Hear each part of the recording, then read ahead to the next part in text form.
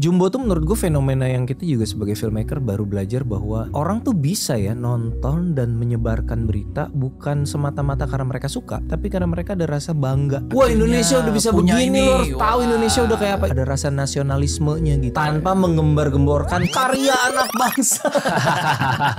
Dan selalu orang tuh kalau ngomongin IP langsung iya, gue mau menjadi Disney-nya Indonesia gitu kan.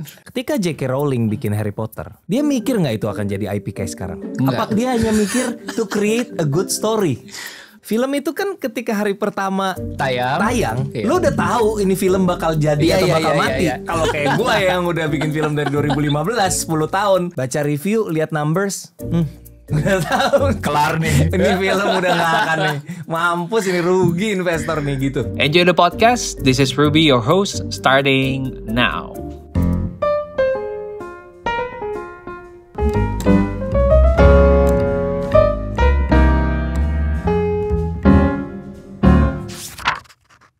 Ernest, thank you for coming. Thank you. How are you, Ruby? Good. Dan gue inget banget terakhir kali kita ketemu tuh masih online, dia podcastnya online waktu itu. 30 Days of Lunch. Iya betul. Nah, sekarang berkembang menjadi Underdog Stories. Oke, Kita ya. masih seneng dengan cerita-cerita underdog. Dan hari ini tinggal meninggal sebuah film yang underdog Ya. banget menurut gue. Kinda, you can say that. Tayang di momen dimana lagi ada banyak film-film yang franchise, yang IP, sequel dan lain sebagainya. Tapi 13 Agustus ya? 14. 14. Itu pas 14 itu ada lawan siapa aja tuh?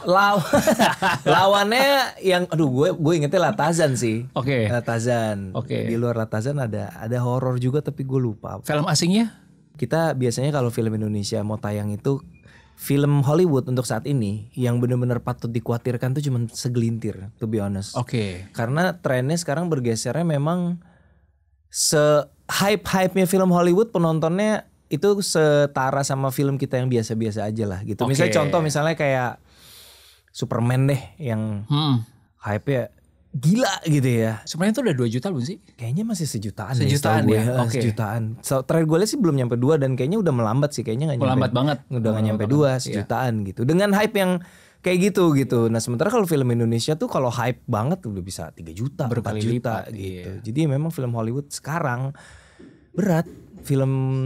Beberapa franchise masih kuat banget, beberapa kayak Transformers, terutama yang family sih, karena orang datang nonton berempat, bertiga gitu. Iya. Minions, Iya. itu masih kuat. Mungkin gue mau bahas itu dulu kali ya. Sambil kita mungkin nanti ngebahas Tingning ya. Iya, tinggi.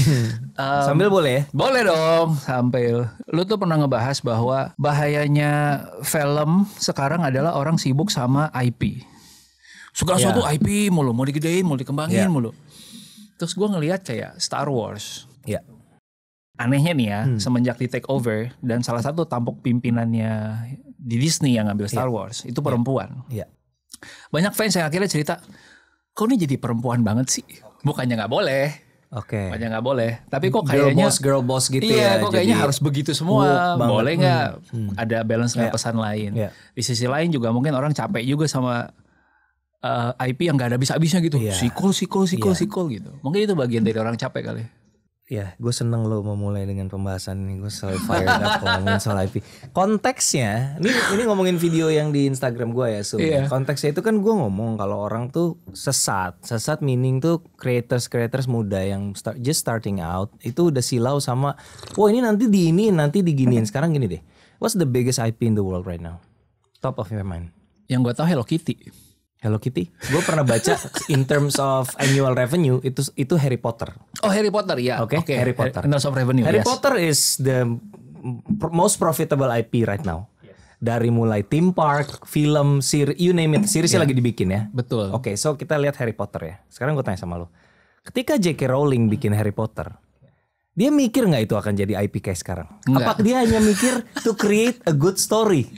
Lah orang bukunya baru 1, 2, 3 kan. Makanya Ke-7 aja baru ditulis that's the terakhir. thing. Ketika George Lucas bikin Star Wars, apakah dia mikir pengen bikin cerita yang seru atau dia mikir ini someday akan jadi ini, akan jadi. Coba menurut lu mana gitu. Iya, Nah, iya, logikanya coba dirunut deh. Lu mau bikin apa? Bikin aja ceritanya dulu yang bagus, Yes. yang solid. Nanti kemananya it'll go there gitu. Kalau memang ceritanya bagus. Tapi kalau lu dari awal udah mau bikin mikirnya kejauhan, akhirnya jadi ininya dulu nih, core-nya dulu gitu. Poin gue itu sebenarnya. Karena jadi gue datang ke kayak expo kayak IP creators gitu. Terus gue lihat beberapa yang mereka nggak memamerkan produk, meaning nggak punya kayak short movie atau komik. Itu kan jelas ya. Just a bunch of kayak characters. Ini is a modern twist of karakter-karakternya Mahabharata misalnya, versi Indonesia karakter-karakter gue keren, karakter-karakternya. Ini apa ceritanya? Belum ada, bisa apa aja. Nah ini yang kayak gini-gini yang maksud gue nih. Lu mau bikin apa gitu? Nggak bisa, ini bisa jadi apa aja, nanti tergantung kita mau develop IP-nya kemana. Nanti kalau brand mau ini. Nah ini yang menurut gue agak janggal gitu. Shouldn't you like create the story first gitu? Lu punya nih karakter menarik, oke, good. Story-nya apa? Bikin story dulu. Ceritanya mau dikembangin lewat apa? Mau webtoon kah? Mau komik kah? Film pendek kah? Animasi YouTube kah? Whatever. Kalau itu udah jadi gede, punya base, baru nih, wah ternyata bisa di scale up. Kan logiknya sebenarnya gitu menurut gua gitu. I see. Jangan lu mikirnya, IP silau Disney duit, tapi story lu apa gitu. Itu poinnya waktu itu. Gitu. Dan selalu orang tuh udah kalau ngomongin IP langsung iya gue mau menjadi Disney-nya Indonesia gitu kan. Bentar dulu. Disney aja sesat kemarin, sekarang Disney lagi bingung gue gimana ya. Exactly gitu kan. By the way gue baca itu juga tuh misalnya reference buat teman-teman ya, misalnya kayak film Frozen gitu. Iya. Karakter utamanya. Iya. Gue cari tahu kan proses developnya itu 20 tahun lebih sampai akhirnya 20 tahun. Serius loh. Iya, originalnya itu sebenarnya si Elsa-nya tuh penjahat. Oh, villain. Oh gitu. Dan kita ngomongin story ya. Iya. Karena kan story awalnya tuh kayak ya udah dia penjahat dan kemudian dia menjadi baik. Ya, itu kan sebuah arc yang menarik. Ternyata dibikin kayaknya nggak cocok deh. Terus untuk zaman ini kayaknya storynya lebih bagus. Ini perdebatan antara kakak dan adik nih. Oke. Ya kan gitu. Dia punya kekuatan tapi sekaligus bisa melukai keluarganya sendiri. Wah itu jadi sebuah cerita lain lagi gitu. Nah berarti yang lu maksud dengan cerita adalah lu godok itu dulu ya? Iya, nah Frozen tuh contoh yang bagus. Kayak kalau kayak kemarin kan Disney sempat, Pixar apa Disney tuh kayak ngambek gitu kayak kalian komplain kita bikin IP terus, kalinya kita bikin original nggak ditonton lah. Sekarang sempat kemarin waktu Elio terakhir kan. Iya Elio. Maksudnya orang tuh kan film itu orang nggak ngelihat agenda, orang lihat karyanya aja gitu. Betul. Sekarang lu nggak, kalau misalnya dia nggak laku, ya lu berharap orang nonton karena ini film original lo, mari kita apresiasi. Kan gak gitu, filmnya bagus atau enggak. Iya. Ketika orang datang nonton Frozen, kan bukan karena wah udah lama ya Disney gak ngeluarin original story, nonton yuk, kan gak gitu. Iya, akhirnya ada princess lagi. Iya ada princess lagi, kok trailernya menarik, terus orang nonton, bagus, orang denger nonton. Moana. Orang juga nonton Moana setelah sekarang jadi IP besar. Ketika pertama muncul kan bukan karena ada yang baru, ada yang fresh. Kita appreciate yuk dengan nonton. Kan gak gitu, kayak lucu ya, menarik ya, nonton yuk. And then bagus banget ceritanya. I see. So just come up with a good story man, and then take it from there gitu. Maksud gua mindsetnya gitu. I like it. Gitu. Dan tapi gue sambungin dikit ya. Karena terakhir kita ngobrol. Tapi ini mungkin juga karena udah lama ya. Gue ingat waktu itu soalnya kita nanya, Nes, lu tuh nggak pengen ya kayak bikin PH sendiri gitu. Gue bisa jawab. Dan gue bilang enggak kan. Itu yang gue kesel. Kok tiba-tiba keluar imajinari gitu. Ngajak kayak kita bikin gitu. Kalau dia bisa kita kondisikan gitu kalau bikin sesuatu yang seru. Kita mau ikutan itu gitu. Itu tahun 2000. Kayak 3-4 tahun yang lalu deh.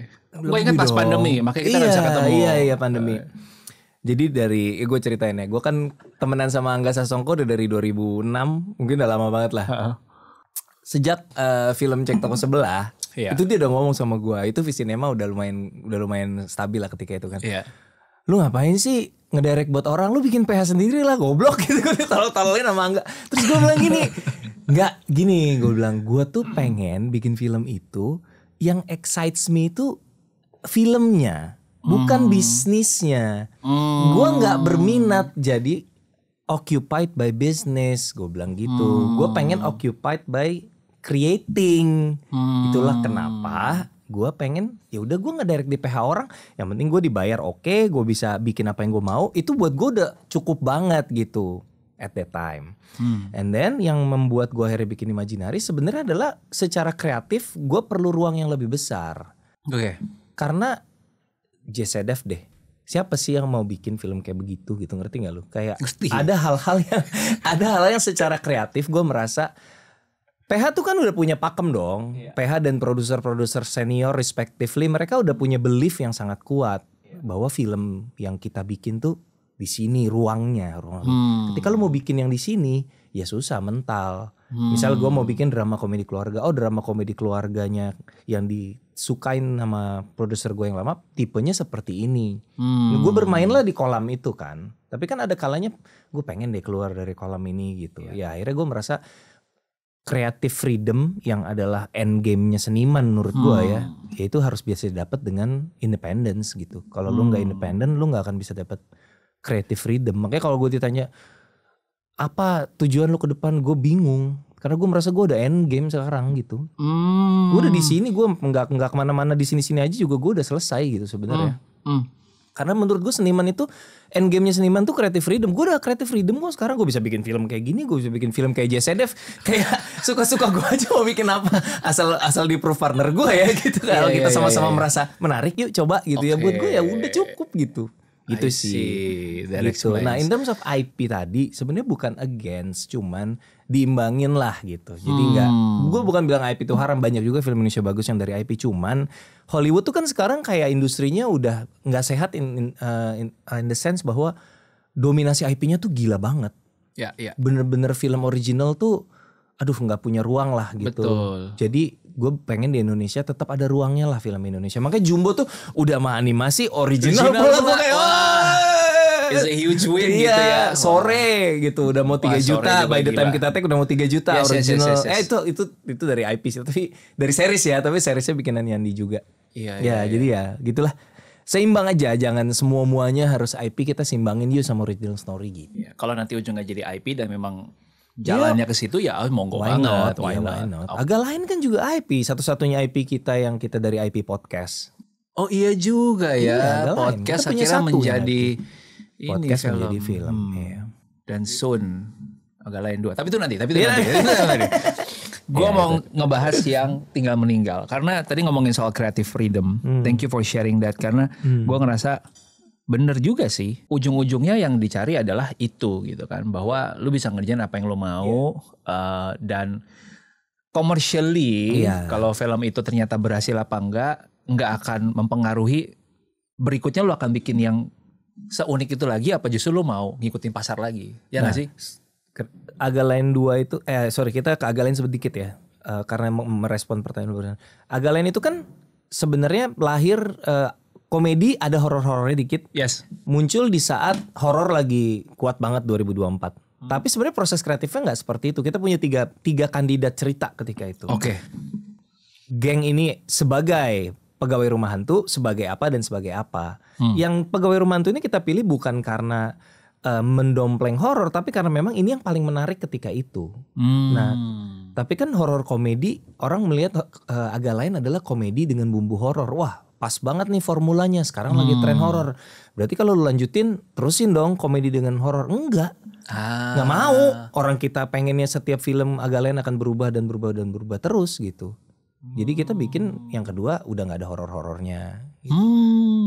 Wah, sekarang horor udah mulai nurun gitu.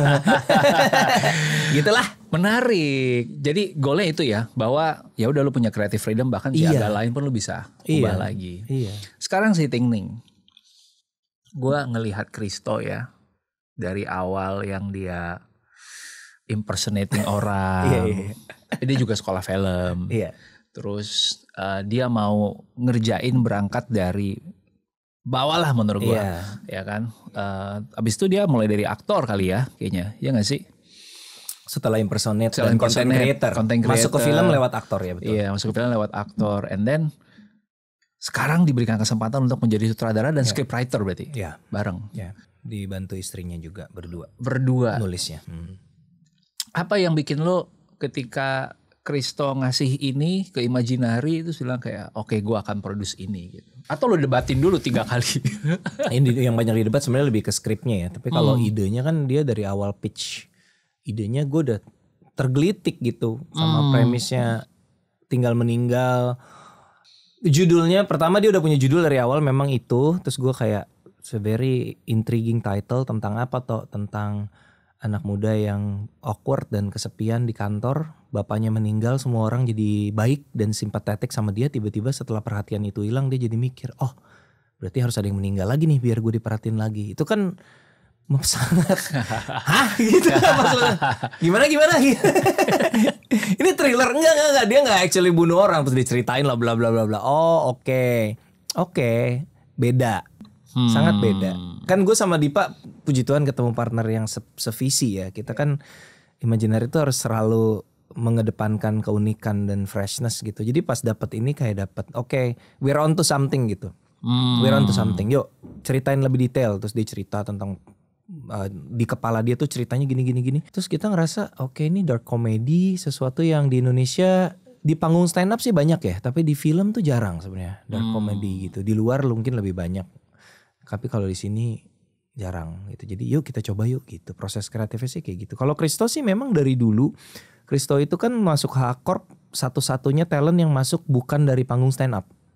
Jadi semua talent H-Corp tuh stand up comedian kan. Soleh Solihun, Arik Riting, Ge Pamungkas semua stand up comedian. Kecuali Christo. Christo gue tahu lewat konten. Tapi sejujurnya bukan konten, bukan kemampuan impersonate-nya. Tapi kemampuan berkomedinya. Yang bikin gue ngelirik dia ketika itu. Dari cara dia bikin komedinya memang dengan cara mengimpersonate. Tapi cara dia ngedit komedinya gue bisa lihat oke, anak ini ngerti timing. Dan timing itu salah satu hal yang paling sulit dalam komedi karena lu gak bisa ajarin. Itu instinktif. Lu gak bisa ajarin komik timing, itu gak bisa. Itu orang udah either they have it or they don't menurut gue. Nah anak ini presisi sekali timingnya gitu. Komedic timingnya tajam sekali. Istilah kita tajam biasanya. Ini anak tajam nih gitu. Nah kalau udah ketemu orang yang tajam gini, gue ajak ngobrol, mau gak gabung H-Corp? Tapi syaratnya satu, lo harus belajar stand up biar sah gitu. Jadi malah di reverse ya? Di reverse. Akhirnya oke, deal. Cita-cita lo apa? Cita-cita gue jadi sutradara karena dia kuliah film kan. Iya. Ya udah deal, oke. Kita proyeksikan lo jadi sutradara tapi lo harus belajar stand up supaya bisa gabung H-Corp sama seperti yang lain juga stand up. Ya udah dia stand up sampai sekarang dia stand up di 3 event kalau nggak salah event kita. Terus ya akhirnya filmnya kejadian. Tapi dia tuh udah punya pendidikan film. Jadi ketika ngedirect film pertama sih jauh lebih matang daripada ketika gua, ketika Bene, ketika Aco gitu. Dia lebih ready gitu. I see. Kalau di luar biar teman-teman yang nanti mungkin ada yang mau nonton kebayang dark comedy itu gimana contohnya kalau di luar? Gue pas baca skripnya Christo yang terlintas di kepala gue tuh satu film Brad Pitt dan John Malkovich judulnya Burn After Reading. I don't know if you're familiar with that. Terus gue juga lagi nonton itu. Tapi lu tahu filmnya? Gue ada tahu filmnya Burn After Reading. Aduh. Fargo, is Fargo dark comedy you think? Fargo, yeah, kinda Fargo. Oke, Fargo. Dulu Christian Slater pernah ada film judulnya Very Bad Things. Aduh ketahuan banget umurnya. Very Bad Things itu premisnya adalah bachelor party, strippernya mati. Terus mereka, mati strippernya. Terus mereka berusaha menyembunyikan jejak. Akhirnya semakin mereka berusaha sembunyikan, keadaan semakin kacau. So dark comedy itu pada dasarnya kalau di US sih banyak, cuman di Indonesia tuh memang jarang banget gitu. I see. Makanya gitu. Saking barunya maksudnya kayak referensi yang lo bawa tadi pun kayak Hollywood gitu. Gue gak yakin kayak, orang ada yang nonton. Bener tuh. Tapi ya udah gak apa-apa gitu. Kayak kita kan gak terlalu peduli sama cetakannya film ini tuh kayak apa sih. Ya udah gak usah pikirin itu gitu. Gak usah pikirin itu. Gue suka karena sebaru itu berarti. Ya, lumayan. Gue sih gak bisa nemu referensi Indonesianya sih. Kalau dark comedy ya gue gak tahu deh. Ada gak sih dark comedy? Apakah nanti Imaginary akan punya list kayak ini nih genre yang belum pernah enggak ya. Jadi lu tetap berangkat. Proses kreatifnya udah dari kreatornya datang. Kreatornya datang ke gue dan bilang gue punya cerita ini gitu. Ya udah, tell me about it. Selalu dari cerita ya. Semuanya dari cerita. Pemilihan sosok yang muncul. Karena di behind the scene ada cerita-cerita yang menarik ya menurut gue. Ada Nirina, Omara, Mario gitu. si Mario ini juga sering muncul di feed gue gitu. Konten. Walaupun gue gak follow Belakangan gitu. ini ya, belakangan ini. Bahkan sebelum dia bikin podcast. Oh gitu. Oh konten lucu-lucuannya dia. Iya, gitu. Iya. Apakah itu juga, karena gue baca Christo tuh membuat karakter itu pas dia bikin, udah ada Mario di kepala dia gitu. Iya. Right? Ada beberapa hal yang membuat Christo dari awal udah milih Mario, dan ini sebelum ada podcast keluarga artis ya ketika itu. Sekarang dia ngetop banget dengan podcastnya. Jadi pertama Christo merasa ketika dia di-hire dikasih kepercayaan sebagai aktor, dia merefer ke Big Four ya. Big Four itu kan dia dikasih kepercayaan untuk jadi pemeran utama, padahal dia statusnya ketika itu bisa dibilang content creator lah, bukan aktor. Nah dia mau kayak pass the baton gitu loh, kayak ketika dia jadi sutradara juga pengen ngasih kepercayaan besar ke content creator yang belum proven sebagai aktor, sebagaimana dulu Timo ngasih kepercayaan besar kepada dia padahal dia bukan aktor gitu. Itu faktor pertama. Kedua ya dia sebagai yang memang temennya, mereka memang berteman dan merasa Mario lucu, kayaknya bisa nih main komedi gitu. Jadi dari sejak nulis Danu itu Mario Caesar. I see. Tapi gue tetap ya udah, gue kan nggak tahu actingnya kayak gimana. Ini kan masalahnya kan acting ya. Bikin video deh, suruh baca skrip, bikin video, do a scene gitu. And then he did a scene dan gue rasa oh ya aman lah ini mah. Wow. Aman lah gitu. Seberapa penting sih peran casting itu? Karena menurut gue it's one of the things yang kita jarang bahas gitu kalau di film gitu. Casting itu kayak mungkin gue nggak susah kalau dipersenin ya, but you're halfway there lah with a good casting. Karena lu kalau udah salah pilih orang lu nggak bisa apa-apain gitu. Lu mau ngedirect kayak gimana pun. Kalau ini kan casting itu ada dua faktor nih, kecocokan sama kemampuan acting. Ini dua hal yang menurut gue separate nih. Oke, kecocokan sama karakternya atau kecocokan sama karakternya. Okay. Jadi sama kayak it's inexplicable sometimes, kayak it's the looks, the aura, the way mereka. Jadi kan gini, ketika penulisnya bikin skrip kan dia udah kayak dapat bayangan orang sosok ini tuh kayak gini. Nah, ketika ketemu aktor, wah, ini yang ada di kepala gua gitu, ngerti enggak lu? Itu kan di luar faktor skill tuh. Itu lebih kepada kecocokan karakter kan. Nah, faktor yang kedua adalah skill actingnya itu sendiri. Nah, kalau dua hal ini skillnya oke, cocok sama yang di kepala direkturnya, udah jadi. Dan on the contrary, kalau udah terlanjur misalnya contoh, wah semua orang yang diincer misalnya jadwalnya nggak nemu atau budgetnya nggak masuk misal ya. Akhirnya ya udah deh dia aja, padahal sebenarnya kurang serak atau opsi kesekian banget nih. Ya udah deh. Nah itu ya udah, lu nggak bisa mau lu kejar sampai manapun pasti ada hal-hal yang nggak akan kekejar gitu. Jadi casting itu casting is very crucial. Berarti dalam konteksnya Ting Ning dengan Christo, ada bagusnya Christo dari awal menulis sudah punya sosok gitu ya? Iya, udah bagus karena jadi visinya clear gitu. Yang menarik sebenarnya Omara, karena dia nggak punya bayangan gua sama Dipa ngebaca skrip yaitu Christo gitu. Ketika harusnya bukan harusnya, tapi ngebaca kelakuannya dan demeanornya dan awkward-awkwardnya. Ini mah kayak baca kayak alternate life-nya Christo gitu, versi lebih ekstrim gitu loh. Jadi gue sama Dipa kita nggak ngobrol kan, terus pas gimana dibaca ini Christo ya yang main. Gue bilang enggak, gue nggak mau Christo yang main karena Christo harus fokus ngedirect, ntar energinya habis. Maka kita carilah siapa si karakter yang sangat sentral ini, si Gema ini kan. Gue pernah ngobrol cukup lama sama Omara gara-gara nonton dia di Budi Pekerti. Lu nonton Budi Pekerti nggak? Nonton. Nah, Budi Pekerti kan dia jadi Gora, dia dapat nominasi FFI ketika itu, dan nonton gue suka banget. Dan kebetulan gue kenal manajernya, gue bilang gue mau dong kenalan sama Omara. Kita ketemu, kita ngobrol cukup lama. Nah cuman sejak pertemuan itu gue belum pernah dapat kesempatan untuk kerja bareng dia. Jadi gue bilang sama Christo, gue pernah ngobrol sama Omara, gue tertarik sekali kerja sama dia, tapi belum ada project yang cocok. Siapa tahu Gema cocok buat Omara. Lo ketemu deh sama dia gitu. Mereka ketemu, 1 kali duduk begini, 2 jam ngobrol, pulang-pulang langsung, kok harus Omara ya, gue nggak mau yang lain lah. Gue bilang baru ketemu sekali, nggak, udah ini Gema banget. Oh ya udah. Dan ternyata 2 orang itu memang mirip kelakuannya. Awkwardnya, introvertnya, terus kelawak anehnya itu, aduh bener sih kayak anak kembar sumpah Christo sama Omara tuh. Kayak Christonya kayak ada 2. Iya gak sih? Christo kayak ada 2 sumpah. Kayak gitu. Bisa gitu ya. Dan ketika itu belum ada Bukit Duri, belum ada go public sama Prilly. Jadi dia rather unknown lah, maksudnya bukan top tier actor kayak nama-nama besar yang kita tahu gitu. Jadi ya kita milih Omara pure karena secara skill, yaitu dua faktor tadi. Betul kan. tadi, Secara skill, gue udah lihat dia gue udah ngikutin dia dari Kadet dan terakhir Budi Pekerti. Oke, this is a really good actor gitu. Dan secara kecocokan Christo udah gini banget. Oh ya udah dua boxnya udah di tick, mau apa lagi, ya udah ayo gitu. Jadi jumlah follower, popularitas tuh buat kita bonus. Faktor iyalah, bonus aja lah, iya. Karena waktu itu memang ya udah. Kebayang sih susahnya nyari satu karakter yang gimana lagi yang bisa kayak Christo. Maksud gue iya benar. Gue kebayang sih kalau kayak Christo tuh gimana ya gitu kan. Ya men. Iya. Ini bisa jadi ada juga kali ya cerita-cerita yang karakternya udah ada, aktornya belum ketemu. Iya. Sehingga di shelf aja tuh sekian lama gitu. Iya. Atau bisa juga kayak karakter yang dicoba berkali-kali sampai akhirnya ketemu yang pas. Kayak Joker gitu. Joker yang mana nih? Nah, menurut lu Joker mana? Menurut lu Joker mana yang paling pas? Susah lah, ya susah buat lu aja. Kan lu sebagai produser atau sebagai sutradara, menurut lu Joker mana yang Joker paling pas? tuh ada berapa? Selain Heath Ledger, Jack Nicholson tuh siapa? Ada yang terbaru kan si yang Barry Keoghan itu mah cuma nongol bentar banget yang di penjara. Yang paling terakhir Joaquin Phoenix.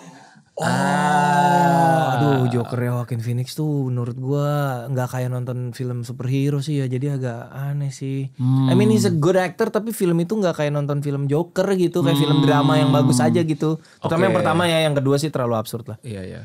Kalau ya Heath Ledger sih. Heath Ledger ya. Too bad tapi. Iya. Kalau Spider-Man. Jadi ngebahas gini.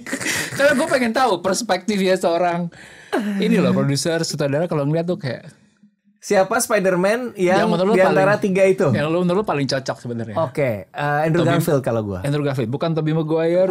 Menurut gue ya, actingnya Andrew Garfield lebih bagus dari Tobey Maguire. Oke. Menurut gue.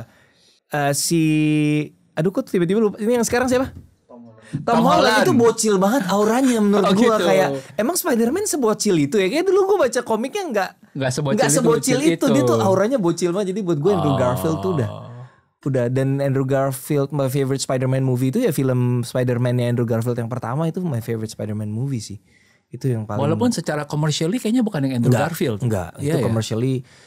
Nah itu Andrew Garfield tuh commercially nggak sukses. Film yang Andrew Garfield kan yang pertama nggak sukses, yang kedua dia mau bikin lebih pop. Jadi beda tuh dari warna birunya sampai gradingnya tuh beda banget. Yang pertama kan dark banget kan. Yes. Yang kedua dibikin beda banget dan you know what, jumlah penontonnya hampir sama. Nggak ngaruh ternyata, iya. Tapi yang kedua itu terlalu kayak dia cram in berbagai macam karakter jadi rame gitu. I see. Yang pertama yang Lizard itu udah bagus banget menurut gue. Ya anyway. Iya. Berarti lo berharap sebenarnya kalau bisa terus dengan Andrew Garfield ya. Tapi ya gak apa-apa, perspektifnya lo kan boleh banget. He's a marvelous actor. Jadi dua kata kunci itu ya, kecocokan sama kemampuan actingnya. Iya, kecocokan sama kemampuan acting. Kecocokan ini kan ada macam-macam, umur, postur, betul, gitu loh, warna kulit, gitu-gitu, ethnicity, gitu. Itu dulu.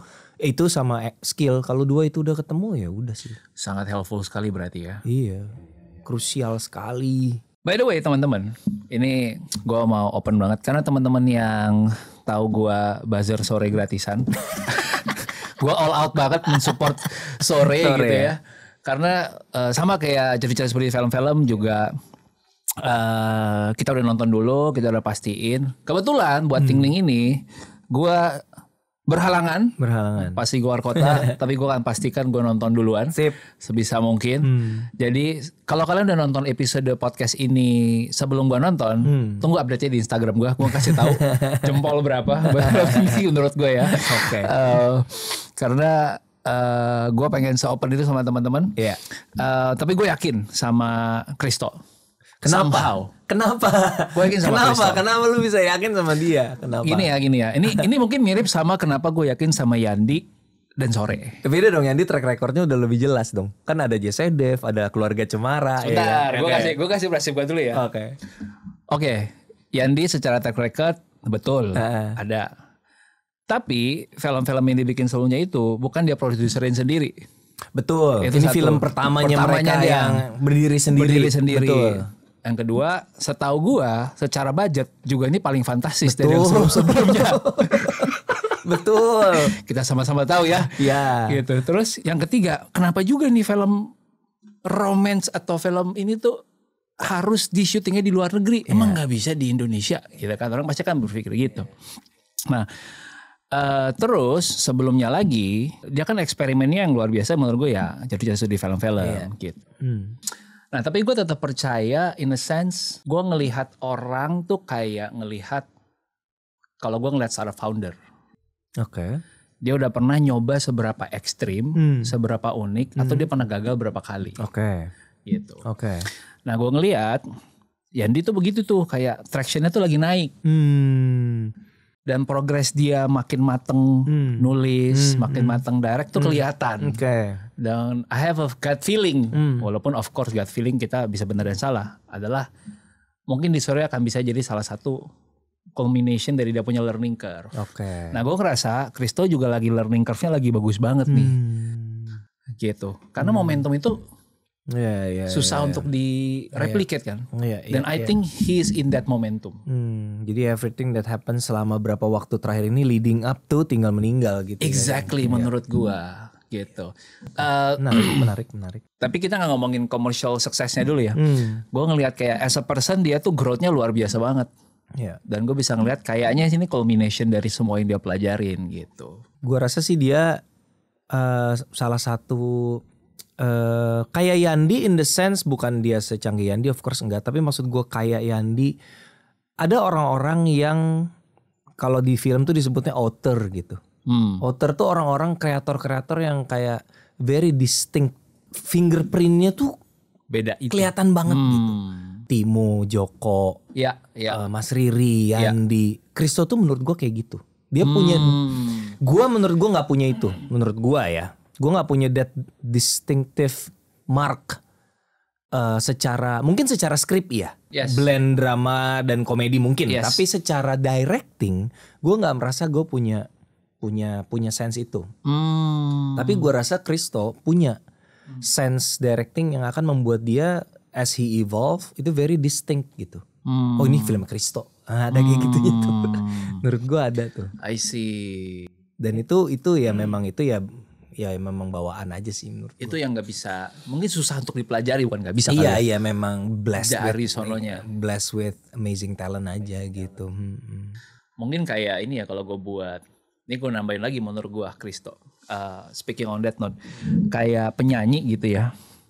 Lu bisa ngelihat banyak orang yang suaranya bagus di The Voice, tapi lu nggak bisa bedain ini suara siapa gitu. Kayak penyanyi lainnya atau kayak ini kayak just another wedding singer gitu. It's interesting you brought that up, karena menurut gue gini, kadang-kadang ada kemiripan antara penyanyi dengan penulis skrip menurut gue. Gimana tuh? Kalau lu punya idola, satu orang doang, lu akan kebawa. Both di penyanyi dan di penulis skrip sama.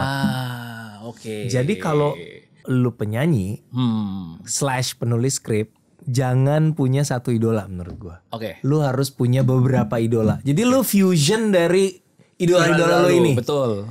Gaya nulis juga sama. Sama banget. Jadi lu akan kebawa tuh kalau lu suka gitu atau suka banget Terelie atau apa itu ada cara-cara, ada lah. Ada gaya yang bisa kebawa gitu dan sayang kan kayak lu punya bakat tapi style lu ketarik ke style orang, mending lu campurin segala macam influence gitu. And you create your own style. Dan itulah Christo. Iya, dia kan konsum banyak banget. Iya. Yang berikutnya gue pengen bahas juga adalah, gue ngerasa ini karena sedikit terlibat di sore juga. Iya. Dulu gue ngerasa film Indonesia tuh kayak apa sih, kayak gue punya harapan yang gak terlalu gede gitu. Mungkin karena beberapa kali dikecewakan. Kayak, aduh pengen banget. Tapi pas nonton, yaudah gitu. Nah, tapi ketika masuk dan ngelihat sedikit lebih dalam gitu ya. Gue ngerasa bahwa wah gila ya. Untuk sebuah film, itu yang terlibat tuh segitu banyaknya. Bener. Proses bikinnya segitu kompleksnya. Dan kalau misalkan lo invest gitu, lo taruh di situ. Kayak Jumbo lah. 5 tahun kemudian lu baru bisa ngeliat. Jumbo terlalu ekstrim bro buat contoh kasus. Biar jadi ekstrim dulu. Nanti kita Ekstrim tarik banget. turun. Jumbo ekstrim banget. Kalau film lain setahun Film lah lain paling setahun lah ya. Nah. Tapi kan tetap setahun pun kayak dengan 50-50% chance yang it's either make it banget, make itnya pun bisa kayak udah sebatas balik modal, or lu bisa multiple atau bisa enggak juga. Lo kan gitu. lebih berpengalaman di bisnis dan investment, I assume dibanding gue lah ya. Ada nggak bisnis yang kayak film di mana ketika produknya launch, kalau udah dead on arrival udah nggak bisa diapa-apain lagi? Ada nggak? Apa on arrival? Dead on arrival. Film itu kan ketika hari pertama Tayang. lo udah tahu ini film bakal jadi atau bakal mati. Iya benar. Hari pertama, kalau kayak gue yang udah bikin film dari 2015, 10 tahun.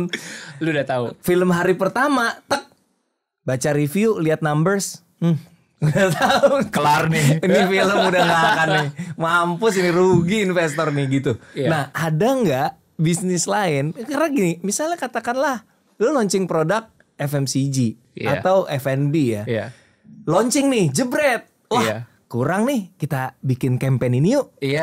Kita bikin campaign ini yuk, naik pelan-pelan, misalnya. Betul. Mungkin bisa, tapi kalau film hari pertama, udah. Bye. Gitu. Karena konsekuensinya banyak ya. Mungkin orang nggak tahu. Tapi ini yang gue baru tahu. Iya, apa? Ternyata ketika lo, tapi correct me if I'm wrong. Ternyata ketika hari pertama lo keluar, let's say viewsnya nggak menarik, itu tuh bioskop-bioskop juga akan mengurangi jumlah screen. Bener nggak? Analoginya gini deh. Ini gue punya lapak, gue dagang di pasar nih. Oke. Gue dagang di pasar nih, ada 3. Ya, ada 3 nih. Ada 3 gelas nih yang gue jual gitu. Terus gue buka lapak nih, jebret seharian gue dagang nih. Yang ini laku banget nih, yang laku banget. Yang ini lakunya so-so lah. Yang ini nggak laku. Ya besok ini nggak akan gue pajang. Rak gue pakai buat majang ini 2. Iya. Kalau bisa ini kali 2 nih. Iya, ini 2. Ini kali 2. Iya, ini 2. Yang ini nggak usah gue pajang lagi. Orang nggak ada yang mau. Ngapain gue pajang? Kan gue punya rak terbatas. Sesimpel itu sebenarnya, sesimpel itu analoginya. Jadi kalau dibilang fair nggak? Ya fair aja karena bisnis kan. Of course. Bioskop juga operasional nggak murah, men. Berarti kalau kayak gitu, memang hari pertama itu sangat menentukan. Hari pertama sangat menentukan. Hari kedua mungkin layar lo nggak hilang totally, tapi showtime lo akan dibagi. Oke. Jadi sehari kan 5 atau 4 tergantung durasi film. Oke. Biasanya kalau hari pertama jelek, ya hari kedua tuh dari 5 showtime udah tinggal 2 atau tinggal 3. Selang-seling sama film lain. Oke. Bisa kalau itu tetap busuk, ya hari ketiga, hari keempat udah hilang filmnya. Jadi biasa kan premier hari Rabu. Rabu untuk film Hollywood. Untuk film Hollywood. Film lokal Kamis. Sehingga dari Kamis sudah bisa mulai diukur tuh. Iya. Bisa jadi by weekend udah nggak ada. Bisa. Oh my god. Jadi di bioskop itu ada yang namanya OR. OR itu occupancy rate. Occupancy rate itu sesimpel jumlah penonton dibagi jumlah kapasitas. Oke. Jadi misal kapasitas studio 100. Iya. 5 show 500. Kalau lu dalam sehari bisa ngumpulin 50 penonton, berarti OR lu 10%. Film yang bagus OR itu bisa give and take 20 kurang atau 20 lebih, itu film yang jadi tuh bagus banget gitu. Belasan itu masih acceptable, tapi kalau di bawah 10 itu udah lampu kuning kedip-kedip tuh. Kalau di bawah 10 udah parah banget. Wow. Nah, ketika ada 3 film, kan pihak bioskop tinggal lihat OR-nya masing-masing ini. Kalau OR-nya tipis-tipis ya udah didiemin. Tapi kalau misalnya yang ini OR-nya 10%, yang ini 25%. Iya. Ya ngapain gue kasih layar buat yang 10%? Gak make sense dong. Berarti Imaginary habis ini bikin layar sendiri ya? Gimana? Gimana? Biar menambah kemungkinan napas lebih panjang masuk gitu. Bisnis yang berbeda Pak. Oke. Bisnis bioskop jadinya. Enggak, itu biar ngasih gambaran aja, maksudnya kayak ngerti. karena orang kalau nggak ngerti, penonton akan bilang kok baru sehari udah hilang. Ya ini kan bisnis bener, gitu. bener. Bioskop juga operasional nggak murah juga gitu. That's why gue ngerasa gue belum pernah ngeliat orang ngebahas ini. Makanya gue pengen ngangkat ini. Iya. Emang ini jarang dibahas sih sejujurnya. Dan semenjak sore itu gue jadi ngeliat bahwa gila ya, Sheila, Yandi, Dion itu nggak pernah putus loh. Semenjak rilis sampai sekarang udah mungkin hampir 30 hari. Cinema Visit, promo. Ya sebenarnya on and off Ada yang sih. terus. Karena si Dion juga di tengah-tengah sempat rilis film Film Netflix, Netflix, ya. sempat ke Jepang. Benar. Sila sebenarnya. Dion curang. Curang lu Dion. Iya. Tapi maksud gue kayak ya memang effortnya harus segitunya. While the momentum is there, dipakai. Sebenarnya gitu ya. Cinema Visit itu sebenarnya kalau gue setelah menjalani dari 2015 sampai sekarang, Cinema Visit itu lebih ke konten sebenarnya. Not actually engaging with people. Cinema Visit itu lebih ke ketika film udah tayang, interaksi antara pemain dengan penonton itu adalah sebuah konten yang menarik. Jadi not actually the physical engagement. Iya. Cinema Visit is about producing konten sebenarnya. Yang akhirnya ngebantu juga. Akhirnya ngebantu tetap ada konten untuk Continuing. keep you afloat gitu loh. Karena udah di atas seminggu tuh udah challenging tuh film lain udah keluar. Iya. Iya kebayang sih itu sore gua mantengin gitu kan di Cinepoint. Sorry.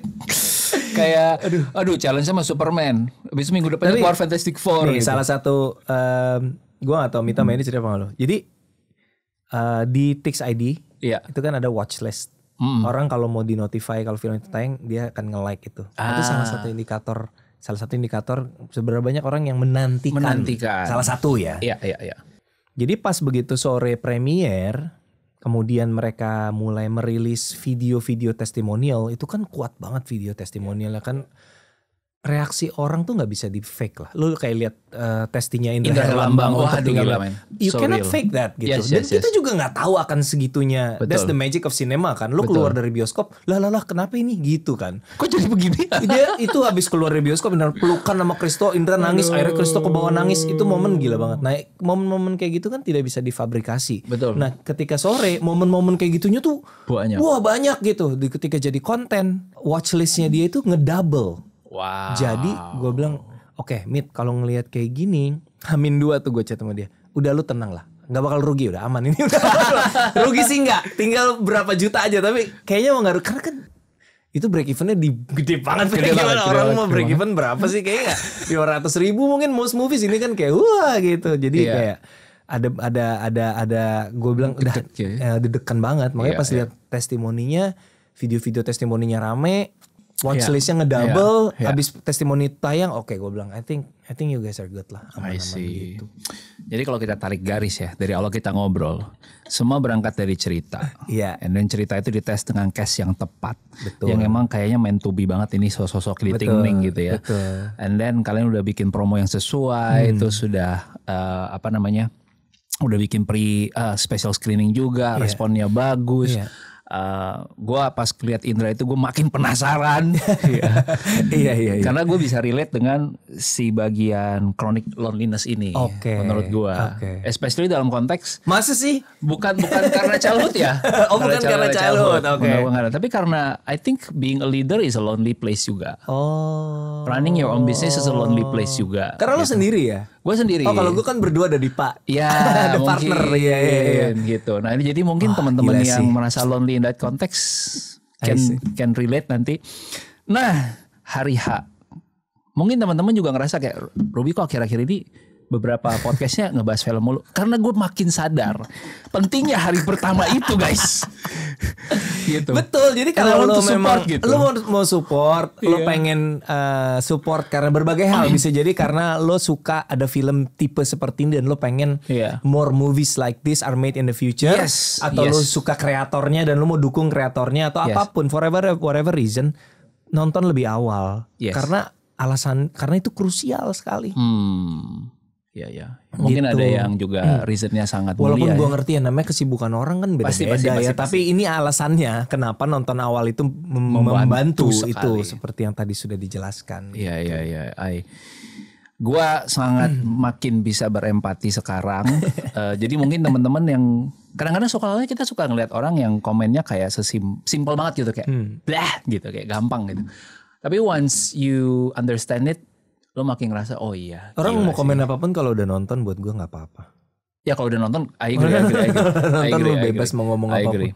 I agree. Sore boring ya nggak apa-apa. Apa-apa. Emang buat lo boring, it's okay. And then nextnya adalah kalau film ini ternyata berhasil commercially atau nggak berhasil commercially, apakah itu akan mengubah cara imaginary doing things. Cara kita doing things tidak.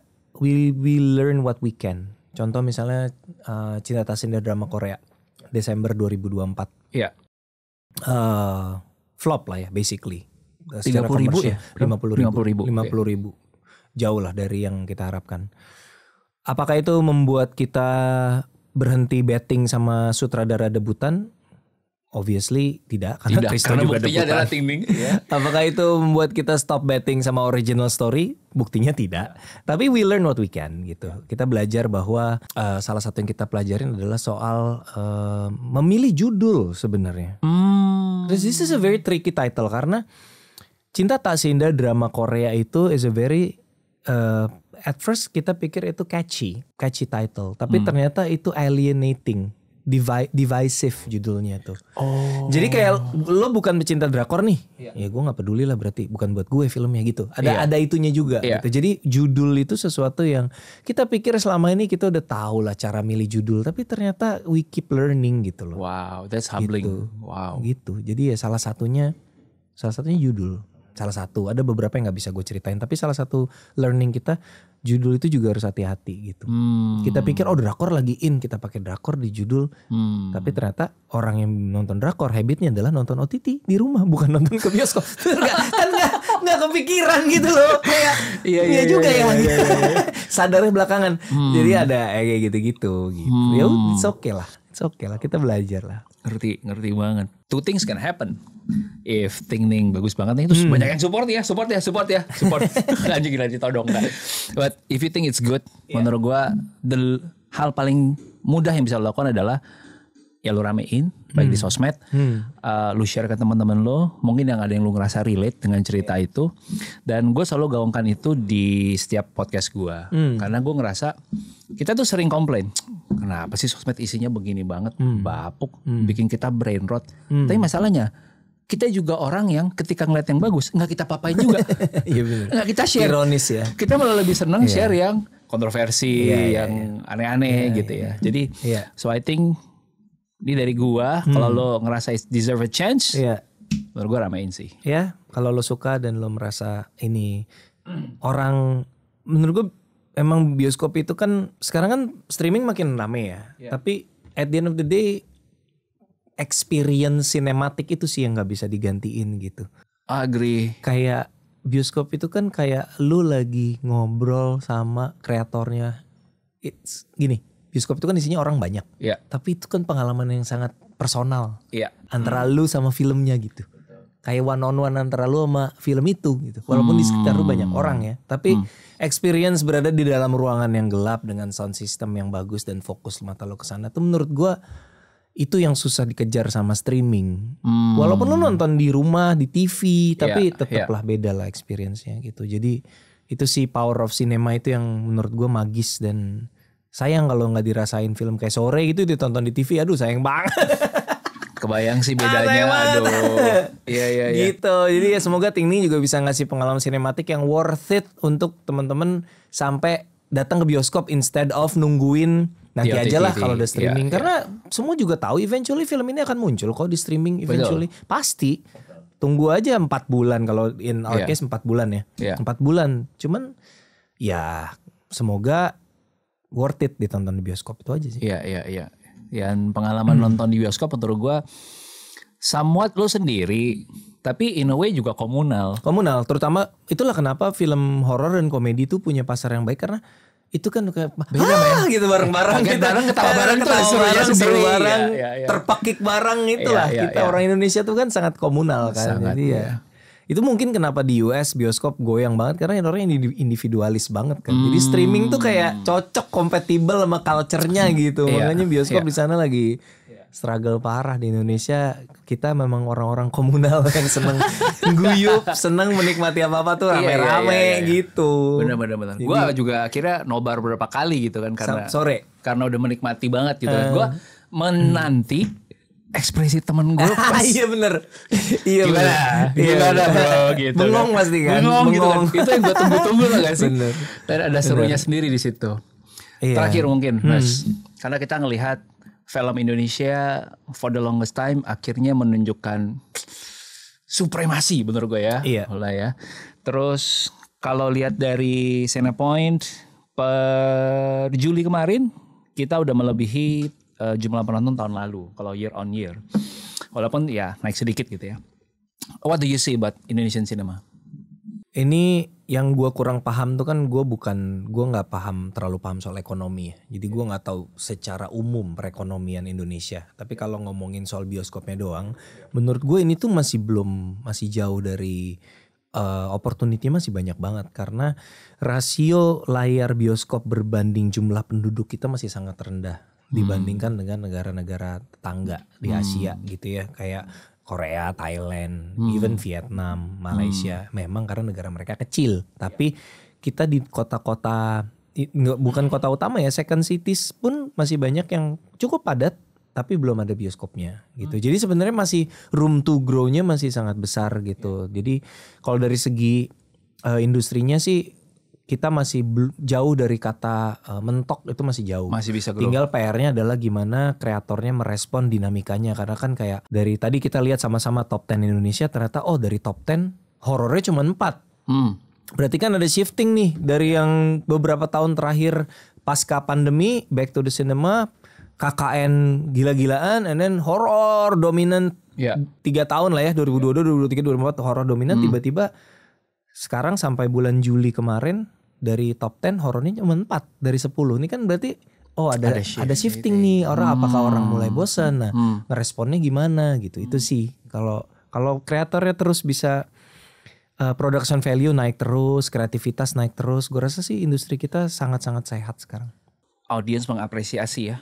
Karena menurut gue itu bagian dari satu ekosistem. Jumbo tuh menurut gue fenomena yang kita juga sebagai filmmaker baru belajar bahwa orang tuh bisa ya nonton dan menyebarkan berita bukan semata-mata karena mereka suka sama filmnya itu sendiri, tapi karena mereka ada rasa bangga, ada rasa nasionalismenya gitu. Wah, Indonesia udah bisa begini, lo harus tahu Indonesia udah kayak apa. Itu tuh menurut gua, ini baru lagi nih. Tanpa menggembar-gemborkan karya anak bangsa. Biar orang yang ngomong, gak usah lu yang ngomong gitu. Ya udah, orang yang ngomong kok itu akan diomongin juga. Indo bangga banget. Cuman kalau yang ngomong kreatornya kan aneh. Indonesia harus bangga punya ini lah, siapa lu gitu. Tapi kalau yang ngomong orang seperti yang terjadi di Jumbo tuh, ternyata bisa juga. Dan itu menurut gue sangat encouraging buat banyak creator, termasuk gue sendiri gitu, untuk bikin project yang skalanya besar, ambisius bukan dari segi bisnis tapi dari segi kreatif. Gue ada satu project yang kita lagi discuss, dan secara kreatif mungkin kalau nggak ada Jumbo gue nggak akan berani even diskusi pun. Gue nggak, jangan ngimpi lah lu gitu. Tapi karena ada Jumbo. Kita orang Indonesia bisa appreciate kalau kita progressing secara kreatif.